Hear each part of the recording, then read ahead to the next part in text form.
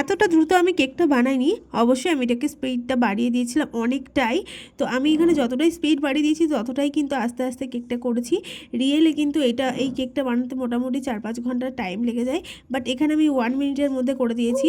তো যাই হোক, এই যে দেখতেই পারছো কথা বলতে বলতে কিন্তু ফিনিশিং দেওয়া হয়ে গেল। আজকের কেকটা কিন্তু আমার কাছে খুবই স্পেশালি ছিল, মানে এতটা সুন্দর হয়ে গেছিলো লাস্ট লুকটা, আমি আশাও করিনি। আর সবসময় হোয়াইট কালার আমার খুবই পছন্দের, আর কেকের মধ্যে হোয়াইট মানে কোনো কালার ইউজ করবো না, একদম সিম্পলের মধ্যে সেই কেকগুলো তো আমার কেমন জানি নিজে মানে পার্সোনালি খুবই পছন্দ হয় এই সিম্পলের মধ্যে কেকগুলো।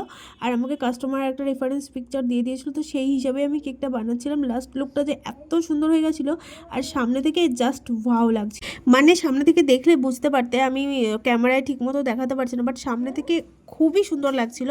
তো যাই হোক, কেমন লাগলো ভিডিওটা অবশ্যই একটা কমেন্ট করে জানিও, ভালো লেগে থাকলে একটা সাবস্ক্রাইব কিন্তু করে দিও। দেখা হচ্ছে নেক্সট কোনো কেক ডেকোরেশনের ভিডিও নিয়ে।